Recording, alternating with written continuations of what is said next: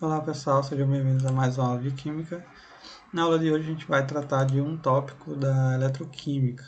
A gente vai estudar número de oxidação, tá? Então deixa eu passar já para essa parte, para a gente adiantar. Eu acho que eu já falei em algum momento sobre a introdução, o conceito geral sobre a eletroquímica. A eletroquímica, como vocês já devem saber, é a parte da química que estuda as reações que envolvem a transferência de elétrons. Então, sejam reações espontâneas, ou seja, reações que geram corrente elétrica, ou reações não espontâneas, reações que exigem a passagem de corrente elétrica para que ocorram. Em ambos os processos nós temos sistemas eletroquímicos que funcionam nessas reações. Então, a eletroquímica é a parte da química que estuda as reações que envolvem a transferência de corrente elétrica. Portanto, qualquer um dos processos, seja espontâneo ou não, representa um processo eletroquímico. E aí a gente vem para o conceito de número de oxidação. Em reações eletroquímicas existem substâncias que sofrem oxidação e existem substâncias que sofrem redução, né? Eu acho que eu já comentei com vocês, deixa eu só voltar rapidamente.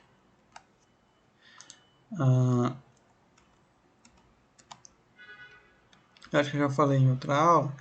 Veja, substâncias que perdem elétron, né, que doam seus elétrons, por exemplo, aqui, substâncias que perdem seus elétrons, né, são substâncias que sofrem oxidação. Substâncias que recebem elétrons são substâncias que sofrem redução, né? E aí, nesse exemplo do NaCl, e aí a gente tem a definição. Oxidação representa a perda de elétron, redução representa o ganho de elétron, e o processo como um todo a gente chama de oxirredução, né? Só para relembrar. Então, nos íons, o número de oxidação é a carga do íon, carga real do íon. E nos compostos covalentes, o número de oxidação é a carga que o átomo iria adquirir, teoricamente, se houvesse ruptura da ligação covalente, ficando os elétrons com mais eletronegativos. Então, os átomos eles podem sofrer oxidação, né, perder elétrons, ou redução, ganhar elétrons. Tá? E aí a gente tem essas variações no número de oxidação de cada um deles. Por exemplo, se eu tiver uma reação de zinco e cobre, zinco metálico em uma solução de cobre, cobre 2+, o zinco ele perde elétron, tá? Se transforma no íon zinco 2+, ou seja, ele sofreu oxidação, e o cobre recebeu os elétrons do zinco, portanto sofreu redução. Lembrem que quem sofre oxidação promove a redução, ou seja, quem sofre a oxidação, né, o zinco, é o agente redutor. Por quê? Porque ele vai reduzir o cobre. O cobre que recebeu os elétrons, né, tinha a carga 2+, passou a carga 0, sofreu redução. Como ele sofreu redução, isso quer dizer que ele é o agente oxidante, ou seja, ele promoveu a oxidação de alguém, no caso aqui o zinco. Então veja, o átomo ou íon que perde elétrons sofre oxidação. A substância que contém esse átomo ou íon é um redutor. Se ele sofre oxidação, ele vai reduzir alguém. Se ele sofre redução, ele vai oxidar alguém. É um agente oxidante. Tá?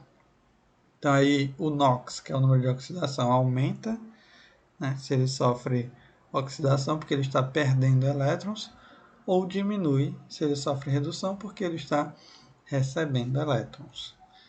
Então, para os casos mais comuns, nós temos o número de oxidação de um elemento ou uma substância simples sendo zero. Tá? A gente parte desse princípio. No caso do... Aí temos algumas regras para alguns compostos e algumas substâncias. O hidrogênio, ele sempre vai ter carga 1+, ou mais 1. Exceto em hidretos metálicos, como hidretos de sódio e cálcio, que aí ele vai ter carga -1. Por quê? Porque o hidrogênio, vamos para o geral, normalmente ele tem número +1. Por quê? Ele não tem eletronegatividade muito alta. Então, se ele se ligar, por exemplo, com cloro, flúor, bromo, todos esses elementos são mais eletronegativos, portanto, aplicando essa regra aqui, ó, nos compostos covalentes, o número de oxidação é a carga elétrica que o átomo iria adquirir, teoricamente, se houvesse uma ruptura da ligação, ficando os elétrons com o mais eletronegativo. Ou seja, o hidrogênio não é o mais eletronegativo, portanto, os elétrons dele vão ficar com outro átomo e aí ele adquire carga +1. Já nos hidretos, ele está ligado a elementos metálicos da família 1A e 2A, que são os alcalinos e alcalinos terrosos, que já tendem a perder elétron, porque tem uma facilidade muito grande de doar seus elétrons. Nesse caso, aí o hidrogênio adquire carga -1. No caso do oxigênio, ele sempre tem carga -2. A exceção é nos peróxidos, por exemplo, peróxido de hidrogênio, que aí a carga é -1. Tá?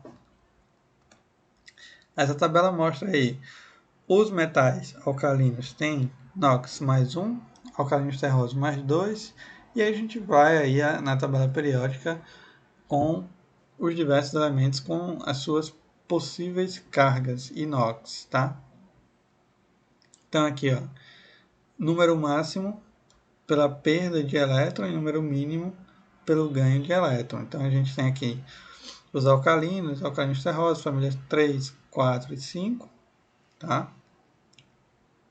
6 e 7. Normalmente, aqui a família 4, que é do carbono, ela divide, né, essa questão de equilíbrio aí dos elétrons, porque ele pode fazer 4 ligações positivas, ele pode fazer 4 ligações, portanto, pode ter carga positiva ou negativa, mas aí normalmente os halogênios têm carga -1, os calcogênios -2, por aí vai.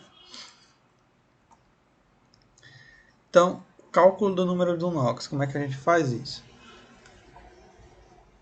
Para calcular o número do NOx de um elemento que aparece numa substância, a gente só precisa considerar que essa substância tenha o NOx zero.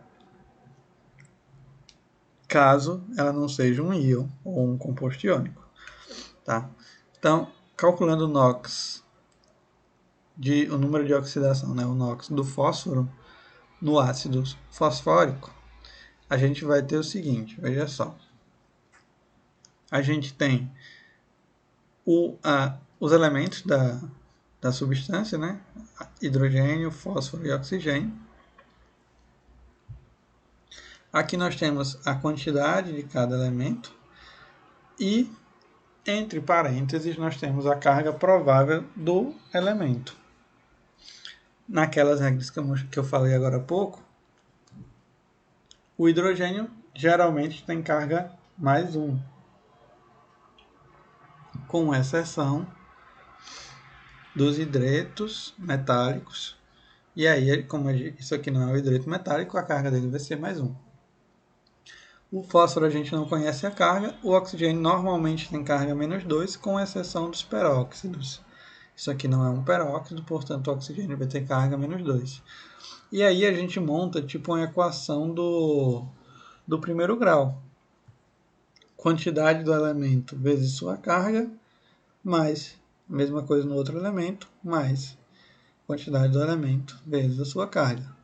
Fazendo essa resolução simples aqui de uma equação de primeiro grau, a gente vai chegar num resultado +5. E aí a gente pode fazer o seguinte, Veja só. Se a gente for observar a carga aqui, eu tenho carga mais 3. E aqui eu tenho carga menos 8. 4 vezes 2, 8, né? Menos 8. Então, se eu pego aqui mais 3 mais 5 do fósforo, dá mais 8.